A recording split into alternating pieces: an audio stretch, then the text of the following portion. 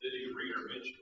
So I may not be able to keep on schedule like I thought I would today. I do want to go back and look at Daniel. I know that's probably the worst thing in the world a teacher can do is back up, but when we look at the book of Daniel, I thought last week we went through it really fast. I know I did. I jumped over quite a bit of some key phrases and key words that I think are very important.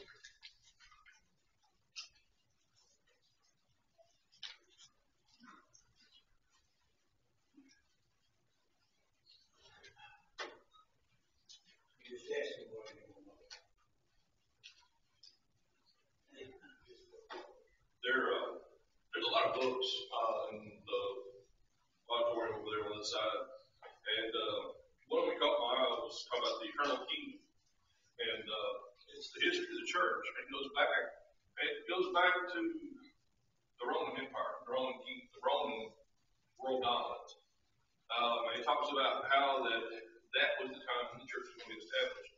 And last week we talked about where Daniel in the dream had prophesied and said that in the days of these kingdoms, the God of heaven, right, some kingdom never destroyed. We talked about the rock that was cut out of the mountain.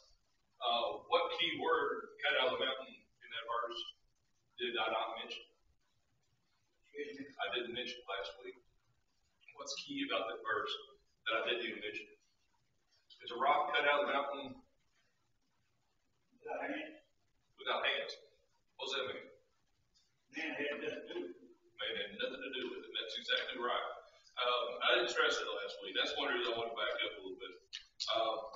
You can, if you open your books to the lesson on Daniel, we can use it, write the margins, or you just write the back of the book, on the front of the book, rather. There are several things that I kind of wanted to mention. That was one of them. The rock that was cut, that was ground into powder, that was not man-made.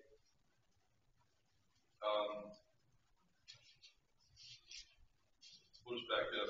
We talked a little about the fire and furnace quite a bit. David Hedger's dream. Daniel 1. I mentioned, and I think the book also mentions that Daniel was of the captives from Jerusalem, from the holy city. He was also of royal blood. I'm not sure if I mentioned that, but he was the best of the best, probably one of the future leaders in Jerusalem. But he was captive. He was a slave. We don't hear of him resisting and rioting. We hear of him going through the training, but then when it came to defiling himself, he chose not to defile himself.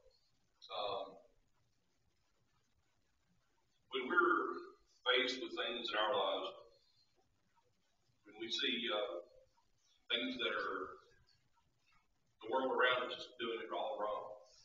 The world around us is doing marriage, for instance. I'll throw that out there. In our own family, we've got several situations where we don't understand what the children are doing or what some of the parents are doing, and they've tore up their family. They've tore up not only their family but several other families because they can't, for lack of a better word, control themselves. And they've gone off the way of the world. When you see that happening, we may not be tempted to do that same sin, but we may not take the stand we need to at times. So we need to be careful. Just look at the example Daniel gave us of choosing not to defile himself there in chapter 1. And verse 8, I think Daniel purposed in his heart that he would not defile himself with the portion of the king's meat, nor with the wine which he drank. Therefore he requested the prince of the eunuchs that he might not defile himself. And God had brought Daniel into favor of the tender love of the prince of the eunuchs, and the prince of the eunuchs said to Daniel, I fear my lord the king that you kill him. Basically, if you didn't eat this meat, you didn't show yourself to be improved over time. And we read that basically bread and water, I think, was given. And they looked better than those that had eaten the king's good food. And God took care of them. You think God will take care of us now? similar way, you could. I don't think we're looking for miracles or anything today, but in a sense, spiritually, we need to rely on our faith grow day by day like Daniel did. I think it's one of the things that I kind of want to back up and hit a little bit harder this week. Chapter 2 was in the second year of Nebuchadnezzar, just to talk about the first dream.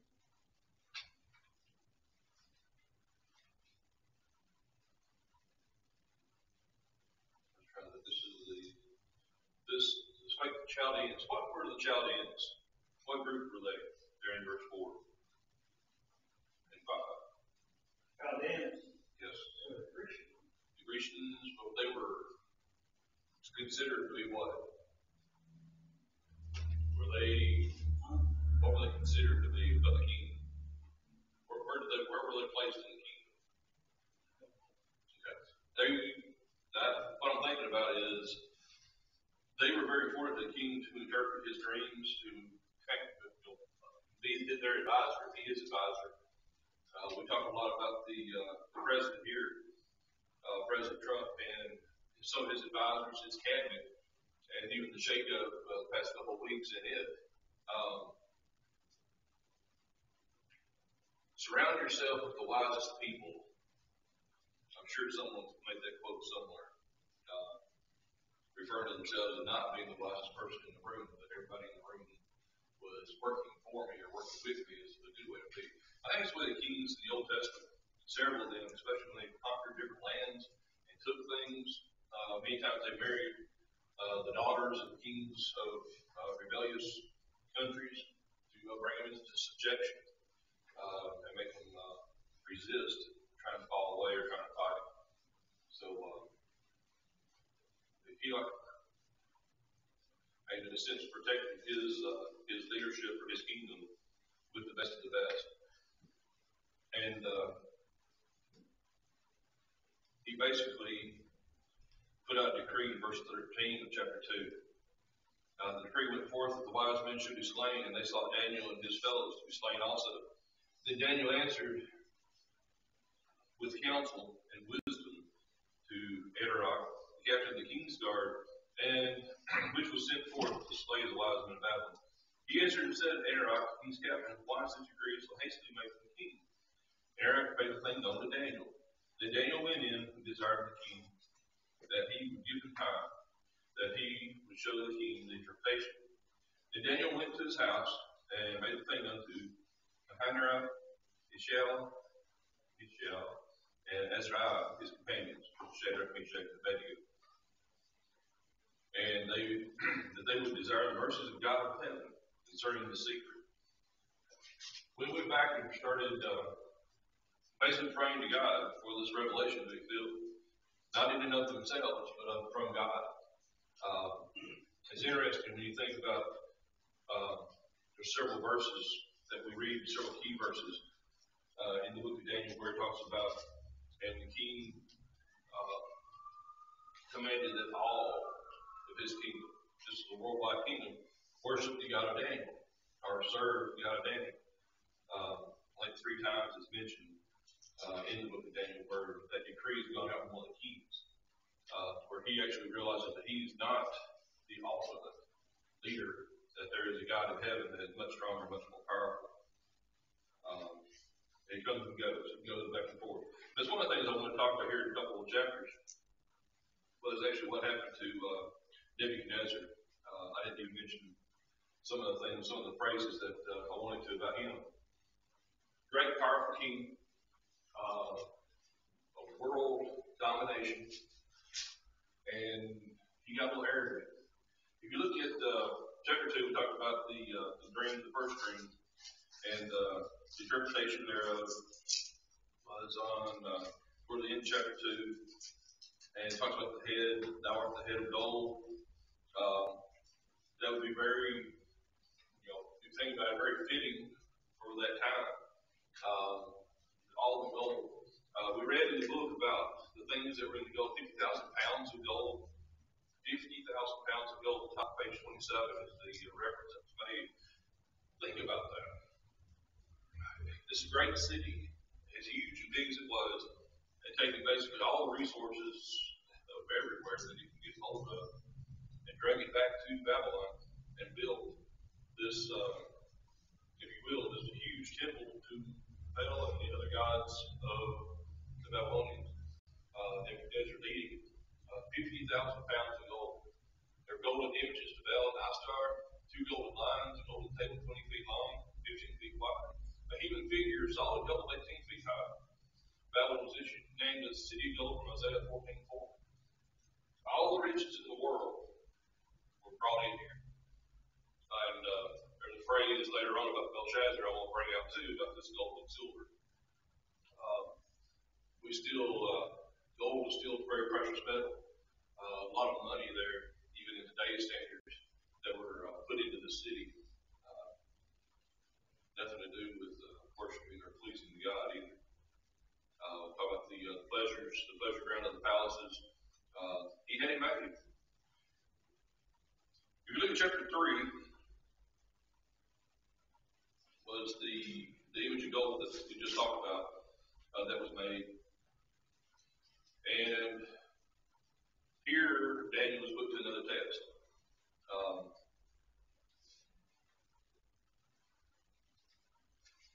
They came together, Nebuchadnezzar, the king sent together the princes, the governors, and the captains, the judges, the treasurers, the counselors, the sheriffs, and all the rulers of the province, and came to the dedication of the image, which Nebuchadnezzar the king had set up. Verse 2 of chapter 3.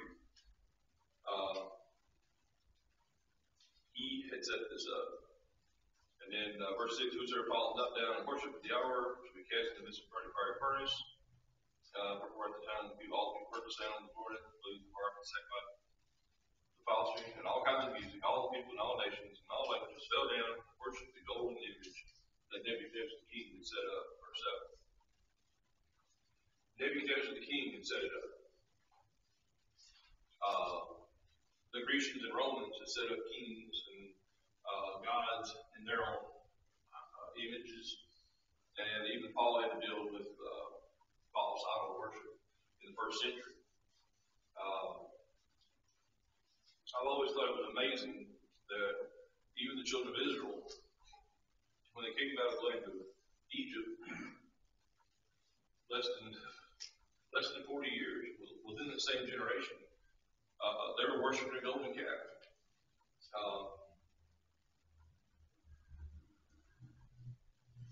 Why do people think that, I guess just got those out for a conversation, if we make something ourselves, why do we think we should worship? Even as great and glorious as the city of Babylon was it worthy of worship?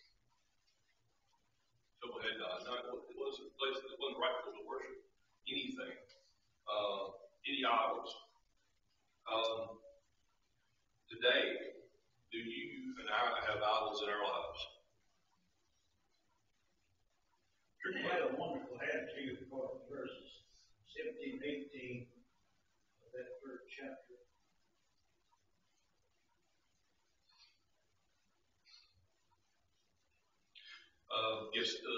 Jump over to chapter 3, verse 16, read there.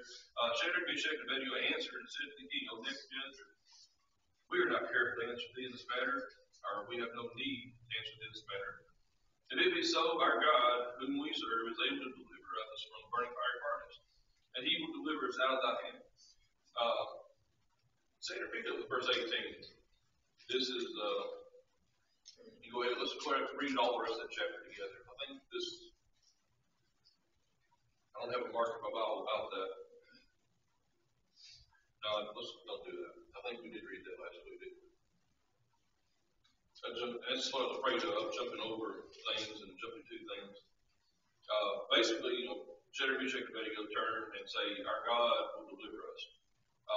Great faith in God. Daniel and these three companions of his showed what we consider an awesome faith. Do we have that kind of reliance on God? Or can we rely on God like that? He is able to deliver us. They couldn't set up just faith for what they did.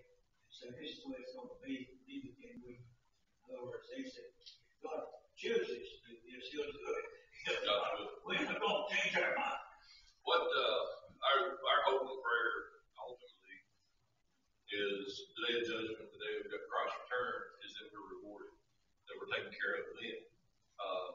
like you said, physically, we jump off the roof, we're going to hit the ground. We're not going to expect God to do something like that, especially not now. But these are written that we know God has the power. God has the power to do anything that he deemed possible or physically able to do. They got Nebuchadnezzar's attention, verse 19. Yep. Then when they were in full fury, from his visions was changed against Shadrach, Meshach, and Abednego, and therefore he spake and commanded that they should heat the furnace 1/7 times more than should have be heated. And he commanded the most mighty men that his army bind Shadrach, Meshach, and Abednego, and cast them into the burning fiery furnace. Then these men were bound in their coats, their hosen, and their hats, and their garments, and were cast into the midst of the burning fiery furnace. Therefore, because the king's commandment was urgent, the furnace was exceedingly hot. The flame of the fire slew those men that took Shadrach, Meshach, and Abednego. And these three men, Shadrach, Meshach, and Abednego, fell down bound into the midst of the burning fiery furnace. Then Nebuchadnezzar the king was astonished and rose up in haste and spake and said to the counselors, Did we not cast three men bound into the midst of the fire? They answered and said to the king, True, O king. He answered and said, Lo, I see four men loose walking in the midst of the fire, and they have no hurt. And the form of the fourth was like the Son of God. There was something different about him. We don't know exactly. There was something that he knew wasn't in his control. It was much more powerful. 26. Then Nebuchadnezzar came near to the mouth of the burning fiery furnace and spake and said, Shadrach, Meshach, and Abednego, ye servants of the Most High God. Changed pretty quickly, didn't he? Behold what I have made versus Most High God. Humble, instantly almost. Come forth and come hither. Shadrach, Meshach, and Abednego came forth out of the midst of the fire. And the princes, governors, and captains, and the king's counselors, being gathered together, saw these men, upon whose bodies the fire had no power, nor was the hair of their head singed, neither was their coats changed, nor the smell of the fire had passed on them. I always thought that was amazing. Little TMI about myself. Wednesdays, Willie Bates Barbecue, Springfield, Tennessee, they have turkey. But if you go there, you will smell like you can smell for the rest of the day. People at your work will walk by you and tell you what you had to eat because you smell. Being close to the fire, if you think about it, if you've ever been near a house fire or burnout, there's a stench there that you can't get away from. This fire had no effect on Shadrach, Meshach, and Abednego. God protected them even to the point that they didn't even smell like the fire, which in and of itself was amazing. Think that the ones that cast them in were killed. Just put them in, and they had no effect.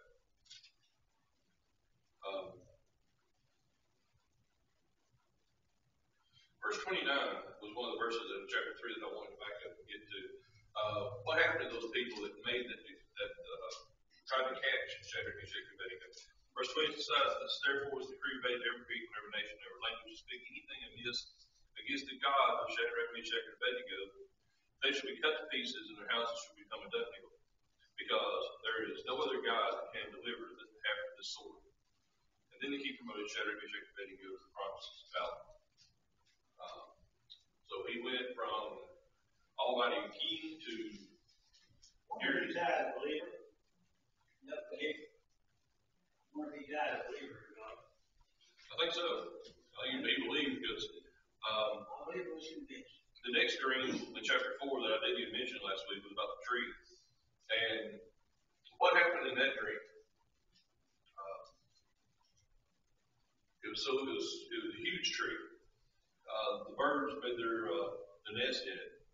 Verse 11, the tree grew and was strong, and the height thereof reached to the heavens, and the side thereof to the end of all the earth. And the leaves thereof were fair. This is verse 12 of chapter 4. And there was meat for all, and the beasts of the field, and shadow under it, and the fowls of heaven did dwell in the frost thereof, and all flesh was fed of it. And I saw in the visions of my head upon the bed, and behold, a watcher and a holy one came down from heaven. He cried aloud and said thus, Hew down the tree, and cut off its branches, shake off its leaves, and scatter its fruit. Let the beast get away from under it, and and the fowls of the air from its branches. Nevertheless, leave the stump of its root in the earth, even with the band of iron and brass, in the tender grass of the field, and let it be wet with dew of heaven, and let this portion be with beasts of the grass of the earth. Let his heart be changed from man's, and let it be the beast's heart, and given to him, and let 7 times pass over him. This matter was a decree of the watcher, and demanded the word of the holy ones, and the intent to bring the intent of the living may know that the Most High ruleth in the kingdom of men. That verse, that phrase, the Most High ruleth in the kingdom of men. We just went through an election. Set records. Why? People are getting emotional. People are getting, obviously they've got two different sides fighting for power. Don't you think it'd be real good if every man is going to vote read this chapter? I think it would be good for every man everywhere to read this, not only votes, but the kingdom of God, the Most High, ruleth in the kingdom of men. I'm not saying, they're good, but God uses these leaders. And luckily for us, our rules are set up to keep peace. If it's enforced, and nothing changes, this freedom to worship God as we want to, as called out in the Bible, there are places in the world today where you can't do this. You can't openly talk about God the Father, God the Holy One. In this case, the Most High, we have to do it in secret. And would we be willing to do that in secret if the U.S. laws, Constitution was changed? We used to talk about in 10, 20 years, we don't know what it's going to be like. We may have to go back to the underground and hide out to worship God. Hopefully, we'll have that kind of faith. Again, the watcher in the Holy One, verse 23, is brought out. Thou art king, art drawn strong, thy greatness is drawn and reaches to heaven, thy dominion is the end of all the earth. And whereas the king saw the watcher in the Holy One coming down from heaven and saying, hew down the tree. And this is the interpretation, verse 24, and then go down to,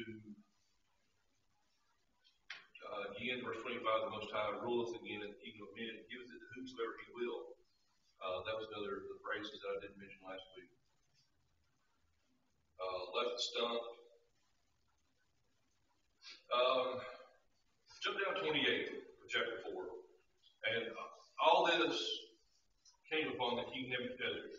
At the end of 12 months, he walked into the palace of the king of Babylon. And the king spake and said, Is not this great Babylon that I have built for the house of the kingdom by the might of my power and for the honor of my majesty? Look at verse 30 again. What does that sound like? 31. 30. The king spake and said, Is not this great Babylon that I have built for the house of the kingdom by the might of my power and for the honor of my majesty? Pretty arrogant. Yeah. This is the same king that just a few chapters earlier said, there is no other God but Daniel's God. Look what God thinks of that in verse 31. And while the word was in the king's mouth, there fell a voice out of heaven saying, O King Nebuchadnezzar, to thee it is spoken, the kingdom is departed from thee. And they shall drive thee from the men, and thy dwelling shall be with the beasts of the field. And they shall make thee eat grass and oxen, and 7 times shall pass over thee, until thou know that the Most High rules in the kingdom of men, and gives it to whomsoever he will. And that same hour the thing was fulfilled at Nebuchadnezzar, and he was driven from men and did eat the grass of oxen, and his body was wet with the dew of heaven, till the hairs were grown like eagle's feathers, and his nails like birds' claws. And as the end of the days of Nebuchadnezzar lifted up mine eyes to heaven, and my understanding returned to me, and I blessed the Most High.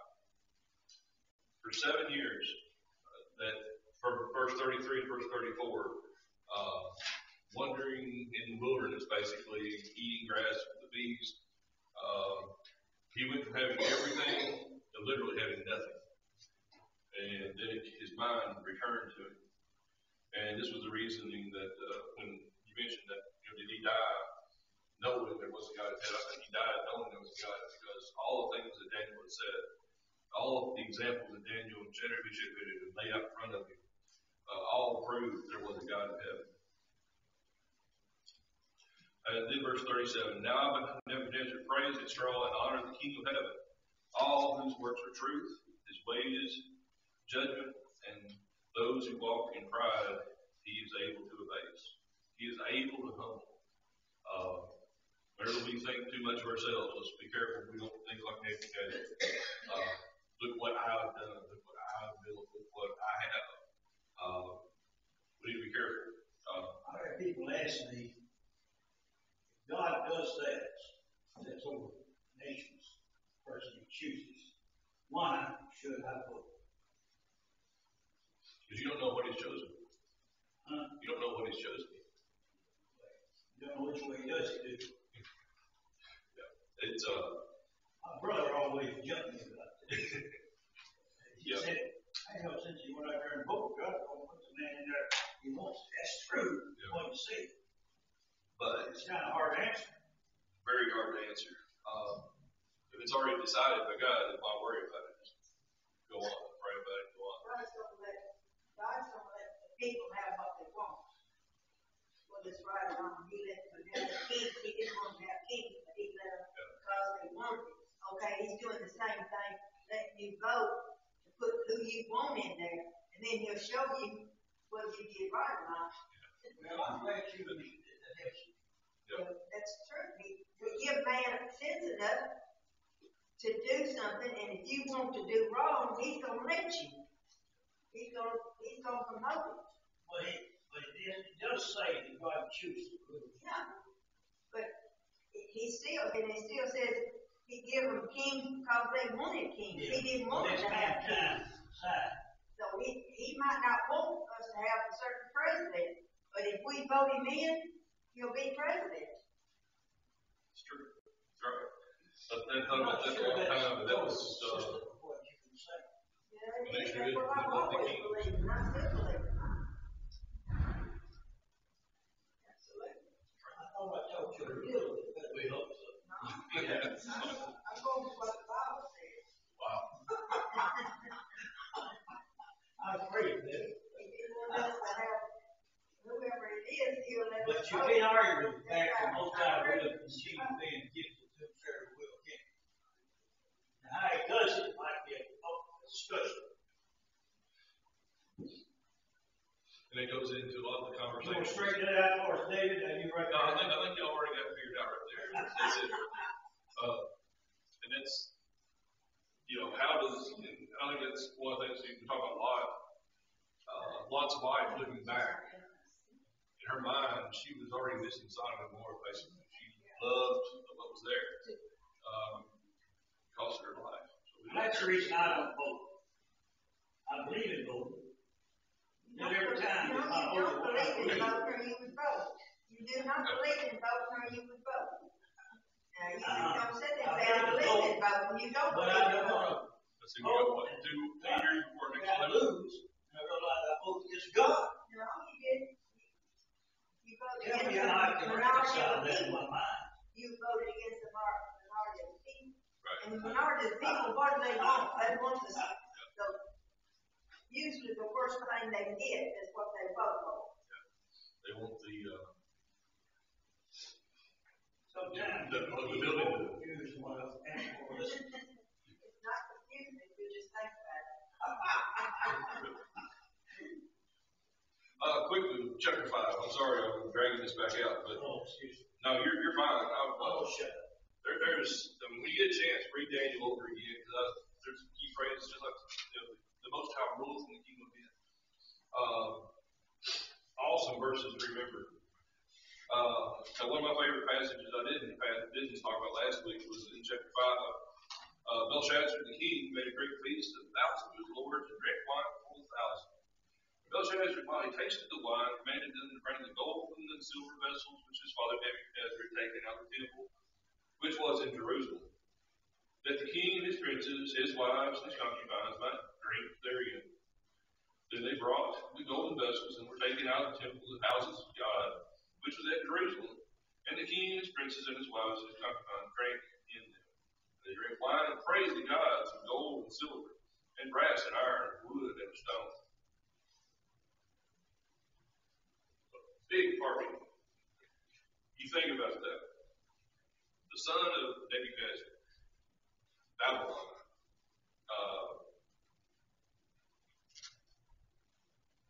Why would they even think about that? The gold and silver that came from the house of God in Jerusalem. Why would it even be in his mind? We don't know for sure, but I mean, if you're drinking, you're having a good time, you're partying, you're trying to prove that you are the most important thing there is. But his father, in the previous chapter, was changed. Like I said, the same hour, verse 5, came forth fingers from a man's hand and wrote over against the candlestick on the plaster of the wall. In the king's palace, the king saw the part of the hand that wrote. And the king's countenance was changed, and his thoughts troubled him, so that his joints were loose, and his knees smote together, one against another. And the king cried aloud, bring the astrologers, the Chaldeans, and the soothsayers. The king spake and said unto the wise men of Babylon, whosoever shall read this right, show this interpretation thereof, shall be clothed with scarlet, and have a chain of gold about his neck, and shall be the third ruler in the kingdom. Belshazzar had seen what Nebuchadnezzar had done. Belshazzar had seen what God of heaven had done. But he's still going to the astrologers, the Chaldeans, and the soothsayers to get advice, to get this interpretation. And likewise, the king greatly troubled, his countenance was changed from him, and the lords were astonished. The queen, by reason of the words of the king, his lords came back to the house. And the queen spake to the king, O king, live forever. Let not thy thoughts trouble thee, nor let their countenance be changed. There is a man in the kingdom, in thy kingdom. I didn't catch that before. There is a man in thy kingdom, in whom is the spirit of the holy gods. And in the days of thy father, light and understanding and wisdom, like the wisdom of the gods, was found in him. Whom the king, Nebuchadnezzar, thy father, the king said, thy father hath made master of the magicians, astrologers, Chaldeans, and soothsayers. For as much as an excellent spirit of knowledge and understanding, interpreting dreams, and showing the hard sentences, and dissolving the doubts, were found in the same Daniel, whom the king named Belshazzar. Now let Daniel be called, and let him show you the interpretation. Then we know that Daniel came in, or Daniel, the children of captivity of Judah, referring back to him being a Jew taken captive, again, going back to the history. He makes some promises. Verse 17, it's interesting to see what Daniel says there. Verse 17, then Daniel answered and said before the king, let thy gifts be to thyself, and give thy rewards to another. Yet I will read the writing unto the king, and make known to him the interpretation. Don't want your gifts. He knew it wasn't going to last long. If you think about the handwriting on the wall, a lot of times we make parallels and say, oh, well, we should have seen the handwriting on the wall. It's that clear, that evident. Here, Daniel's basically saying, the honor that I need won't come from you. If you flip over to chapter 5 toward the end, 25.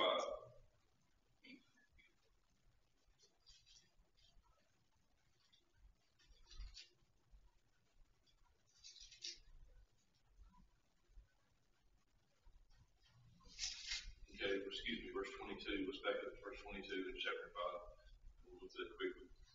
And thou, his son, O Belshazzar, hast not humbled thy heart, though thou knewest all this, but hast lifted up thyself against the Lord of heaven, and have brought the vessels in from his house before thee, and thou and thy lords, thy wives, thy concubines, have drunk wine in them. And thou hast praised the gods of gold and silver, and gold and brass, or silver and gold and brass, wood, iron and stone, which see not, nor hear, nor know, and the God in whose hand thy breath is, and whose are all thy ways, hast thou not glorified. All the things that he praised, he left God out. we need to be careful we don't do that with our time this week, next week, the rest of our lives. Don't leave God out. Don't worry about the gold and silver. It's going to perish. Verse 24, then was the part of the hand sent from him, and this was the writing once it was written. Verse 25, B'nai B'nai Tik Upharsin, which is the interpretation of the thing. B'nai, God hath numbered thy kingdom and finished it. Tikva, thou art weighed in the balances and found wanting. Upharsin, thy kingdom is divided and given to the Medes and Persians. Then commanded Belshazzar that they clothe Daniel with scarlet with a chain of gold about his neck, and made the proclamation proclaiming him that he should be the third ruler in the kingdom. Verse 30.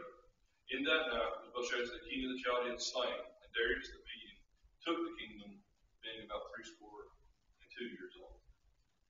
That night, we don't know how much time we've got left in this world. If you think about it, he was the king. He was ruler over this great city, this great nation. But yet that night, he was slain.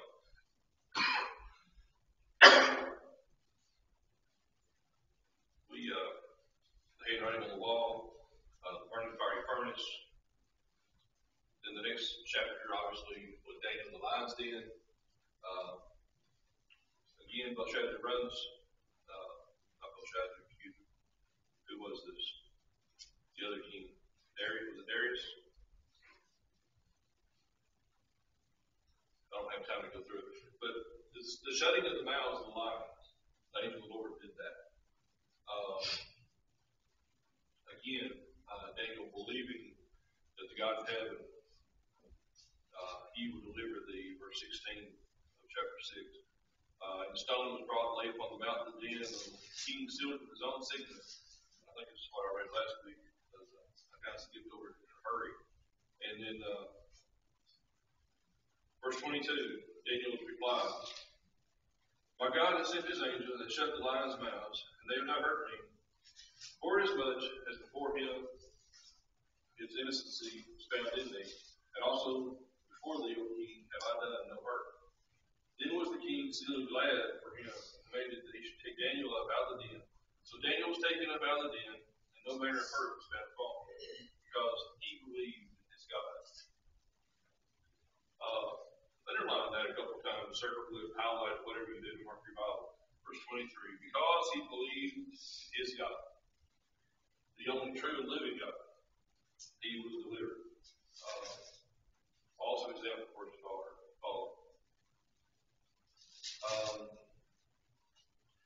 And then basically the ones that had brought the accused Daniel, they cast him into the den of lions, them, their children, their wives, and the lions had mastery over them and break all their bones and pieces, and everything that they came to the bottom of the pit. Wasn't nothing wrong with the lions' ability to eat or kill, but God's angel of the Lord had prepared. King Darius wrote to all the people, nations, languages that dwelt upon the earth, peace be multiplied to you. I make a decree that in every dominion of my kingdom, men tremble and fear before the God of Daniel. For he is the living God and steadfast forever. And his kingdom, that which shall not be destroyed, his dominion ever to the end. He delivereth and rescueth, and he worketh signs and wonders in heaven and earth, who hath delivered Daniel from the power of the lions. So this Daniel prospered in the reign of Darius and in the reign of Cyrus the Persian. I'm going to call it quits again right there on Daniel. There are some key phrases that I haven't even got to. I won't back up next week. I'll continue with it. Daniel the lion's den, Shadrach, Meshach, and Abednego in the burning fire furnace. Everything that happened, the prophecy of the kingdom, the prophecy of the church, is for our benefit. I think that's good for us to look back. Think about Nebuchadnezzar, 7 years wandering, going from within an hour, having everything to having nothing, and then realizing that God is the Most High. A lot for us to think about, a lot for us to consider. Thank you for your reading, your comments today. I think I did most of the talking again. I'll try to step back next week. get back to my habits of reading more of the verses, more of the chapters, more of the questions. And I do appreciate especially your attendance and the comments that were added today. Thank you very much. I think if a person seriously studies the book of Daniel,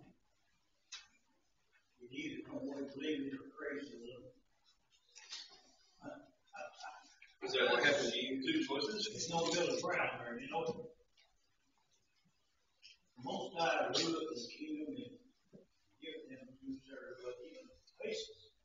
It's hard to believe that, but history sure shows that. Well, that was, if you think about Babylon, it gave the name of the city. Somebody, I think, I'm trying to lie, was talking about it's in a rock. No, basically, for facilities, somebody acquired it. The city was destroyed, carried off all the gold.